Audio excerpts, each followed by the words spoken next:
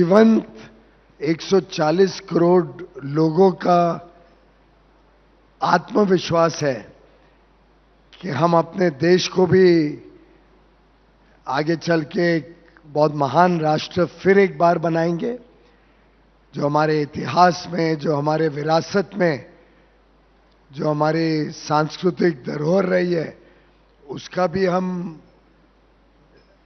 और मजबूती से विकास देखना चाहते हैं। आर्थिक दृष्टिकोण से भी विकास देखना चाहते हैं। एक प्रकार से जो माननीय श्रद्धेय पंडित दीनदयाल उपाध्याय जी ने एकात्म मानववाद की बात की थी, इंटेग्रल ह्यूमनिज्म, कि व्यक्ति तभी संतुष्ट रह सकता है, खुश रह सकता है, जब उसका पूरी तरीके से विकास हो, होलिस्टिक और कॉम्प्रिहेंसिव डेवलपमेंट।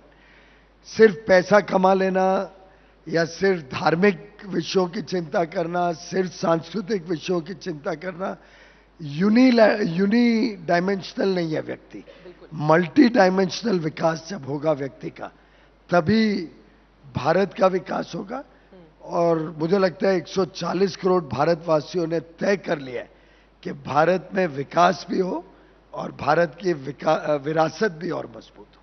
विरासत और विकास के साथ आप आगे बढ़ रहे हैं, लेकिन भारतीय जनता पार्टी में ऐसा क्या है?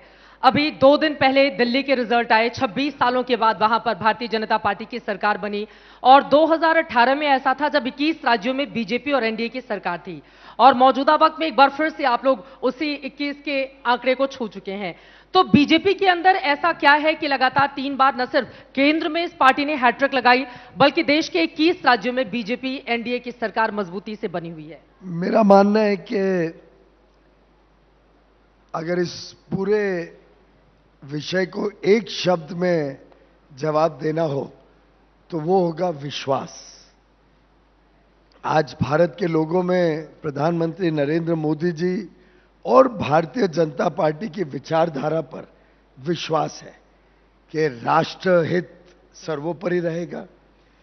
देश हमारे लिए पार्टी और व्यक्ति से ऊंचा है, और साधारणतः भारतीय जनता पार्टी का हर एक कार्यकर्ता, हर एक नेता देशभक्ति के साथ जनता की सेवा के उद्देश्य को सामने रखकर काम करता है। हो सकता है कि कुछ एकाध चार केसेस गलत भी किधर आपको मिल जाएं, लेकिन एक लोगों में विश्वास है कि अच्छे मूल्यों के साथ, अच्छे विचार के साथ लोगों के लिए चिंता करना, लोगों की सेवा करना, ये मूल भावना के साथ हर एक भाजपा का कार्यकर्ता काम करेगा। ये भी बात लोगों में लगभग एक आनंद की बात है कि यहाँ पे नेतागिरी कम और एक कार्यकर्ता की भावना से काम करता है। मैं अभी अपनी कॉन्स्टिट्यूएंसी से आ रहा हूँ, उत्तर मुंबई में था सुबह से। मुझे लगता है सुबह से जब मैं निकला हूं वहां से 1 बजे, तब तक कम से कम 400-500 लोगों को मिला हूंगा। हर एक के साथ, ग्रुप्स में आते हैं लोग, हर एक के साथ व्यक्तिगत बात हुई, हर एक के विषय पे चिंता की, हर एक के विषय को आगे क्या कार्रवाई होनी है, कुछ विषयों पे तुरंत कार्रवाई की।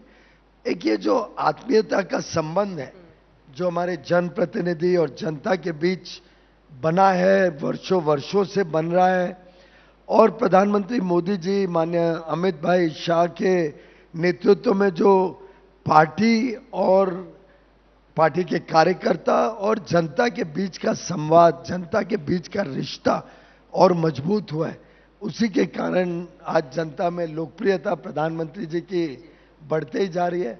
हर सर्वे देखते हैं तो उसमें उनकी पॉपुलैरिटी और सुधरती है।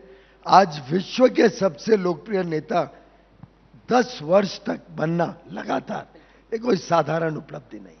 यकीनन साधारण से असाधारण नेता तक का ये बड़ा सफर है, न सिर्फ प्रधानमंत्री का बल्कि आपका भी, क्योंकि 3 बार आप भी अलग अलग मंत्रालय, जब से मोदी सरकार ने हैट्रिक लगाई है, बहुत बड़े बड़े मंत्रालय आपके पास रहे हैं। अब मैं आ जाती हूं मौजूदा जो मंत्रालय आपके हिस्से में है उससे जुड़े सवालों पर।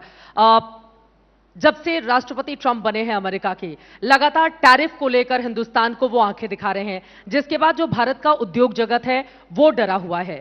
तो उसको कैसे भरोसे मिलेंगे? आप क्या कर रही है? ये आपको किसने कहा कि उद्योग जगत डरा हुआ है? मेरा तो लगातार उनसे संपर्क रहता है। भारत का उद्योग जगत इसमें असीम संभावनाएं देखता है, और भारत और यूनाइटेड स्टेट्स ऑफ अमेरिका दोनों लोकतांत्रिक देश हैं। दोनों देशों में वास्तव में कोई कंपटीशन नहीं है। उनकी इकोनॉमी आज $80,000 पर कैपिटा इनकम की इकोनॉमी है। भारत $3,000 पर कैपिटा इनकम की इकोनॉमी। अब जो चीजें भारत में बनती हैं, जो चीजों में हम माहिर हैं, जो चीजें हमारी ताकत है, वो अमेरिका में कभी बन ही नहीं सकती है उस दाम पे।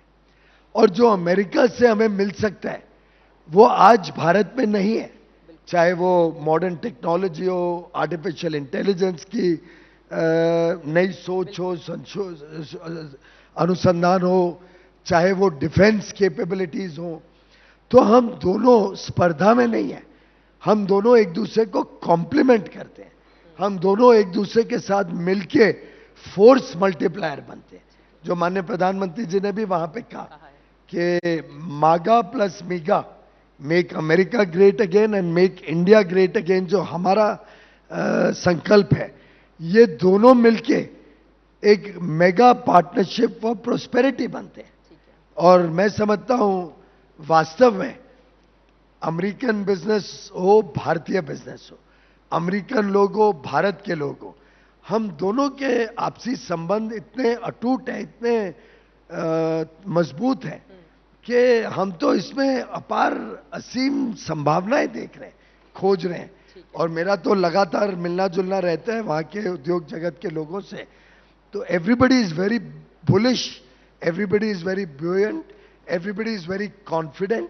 और जो नेसेयर्स हैं, जो थोड़ी बहुत नकारात्मक सोच रखने वाले लोग हैं, वो अपनी मुंह की खाएंगे, ये मैं आपको दावे के साथ कह सकता हूं। दुनिया बदल रही है और ये भारत के लिए ला रही है इन्फिनिट अवसर, जिसे हम कहते हैं मिनट इन्फिनिट। आइए आइडियाज ऑफ इंडिया के मंच पर समझे इसी मिनट इन्फिनिट को 21 और 22 फरवरी abplive.com पर।